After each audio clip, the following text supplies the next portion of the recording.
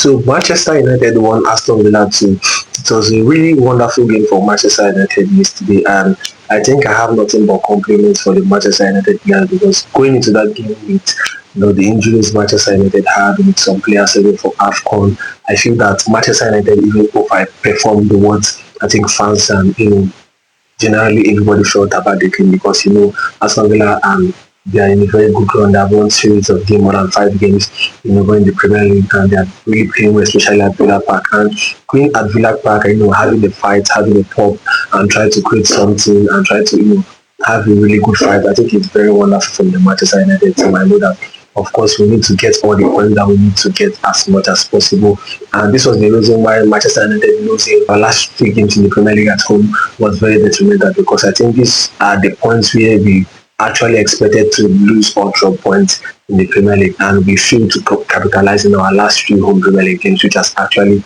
come to haunt us now. But overall, I think it was a good game from Manchester United in terms of how we attacked, in terms of how we also defended, because you could see that in our last game we were very open against Bournemouth. Manchester United were very open in the little details. We were creating a lot of spaces for the number 9s and for the wingers to operate. But you could see in the Aston Villa game it was really different. Eden Heaven was more tight on Watkins. I think he was more composed and he was really, really flawless in the game. He didn't put a wrong foot.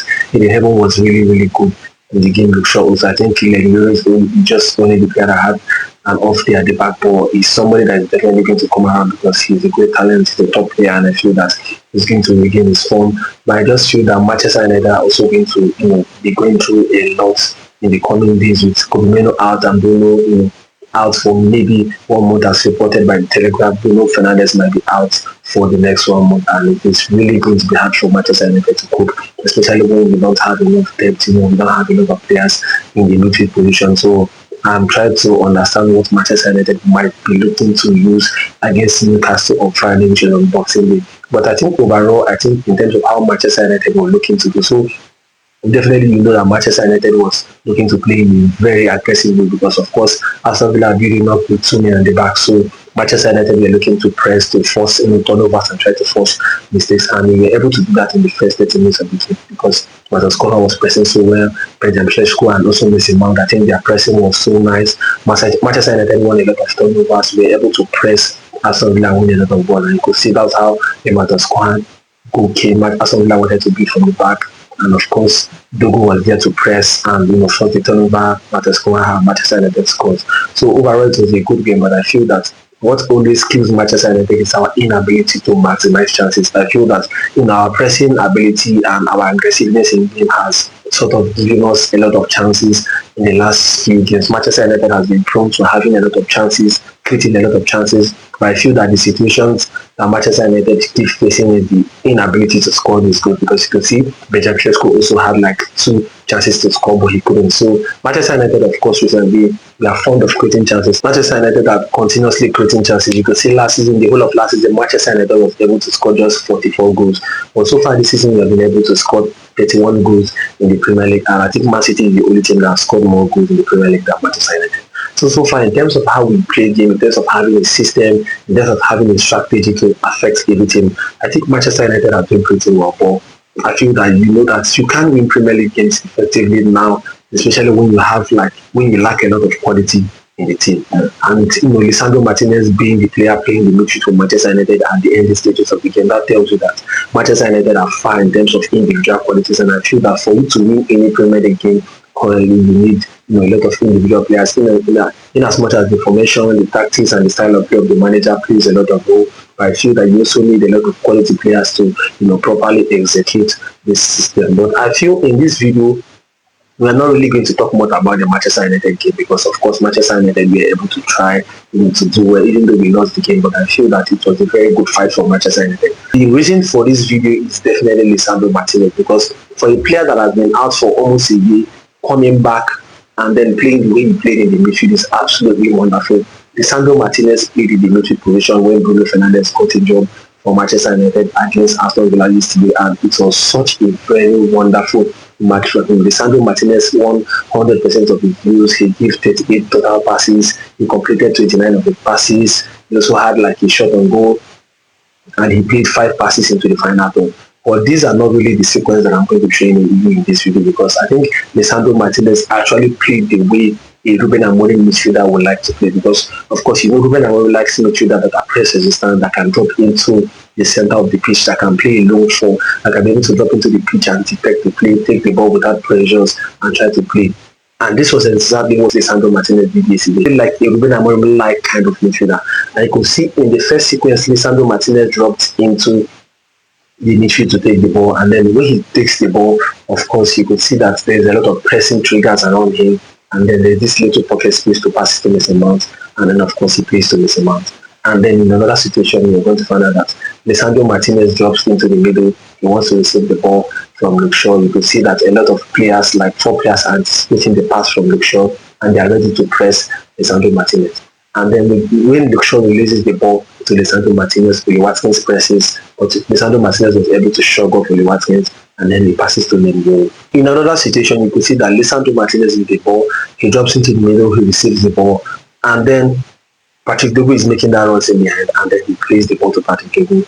And unfortunately, Patrick Dogo couldn't control because he had a lot of men with him. And then in another situation, Villa beginning to counter, and then you can see how brave Lisandro Martinez was able to win the ball back, and then he had a pop, and Manchester United almost scored.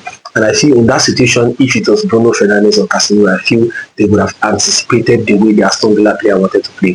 But I feel that Lisandro Martinez was patient, he was comfortable, he was concentrated, he was fully focused, and he was able to make the ball out of the Villa player. So this is something I really like about Lisandro Martinez, and this is something that you don't constantly see from Bruno Fernandes and Casemiro.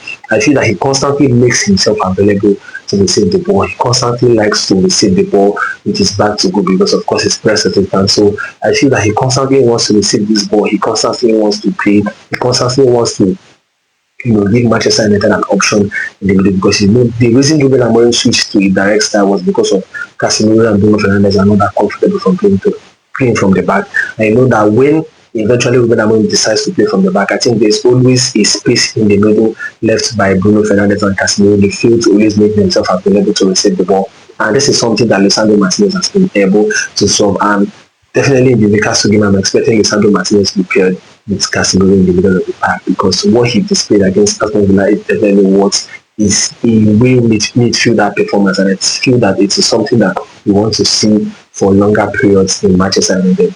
And also in this final example, you're going to find out that Lisandro Martinez will be eating the ball, and then he signals Joshua Zirkzee, and you can see how tiny this half space is. But Lisandro Martinez was able to play the ball into this half space. That tells you how technical this guy is. The guy is definitely a very gifted player. He's a very good player, and he's a player that I'm going to do. And he's definitely somebody I'm going to be seeing more often in the midfield position, because he has spoken on that Old Trafford on multiple occasions how Lisandro Martinez can be able to play in the midfield position to help Manchester United in the midfield position, and we have been able to have a glimpse of what Lisandro Martinez could be able to do, because the last time he ever played in the midfield position was in the Champions League when he was in Ajax against Chelsea. I think they played 4-4. That was the last time Lisandro Martinez played in the midfield position, and despite being away from almost 1 year, he was able to play and he gave a very wonderful performance. But I feel in terms of negatives, how he played in the performance, I feel out of position most of the time. He joins the back 5. So Manchester United most of the time are like 6 on the back when we are out of position. So this is something that he's definitely going to work on if he continues to play in the midfield position. I feel his positional awareness is also going to improve, because I feel also most of the times I think he's more safe and he's more relaxed on the ball. If you want to play in the midfield position under Ruben Amorim, especially with his fast transitional style, I think you need to be more quicker on the ball. I think you need to make more faster decisions on the ball, just like Casemiro, Bruno Fernandes. You take more risks, you tend to play more faster.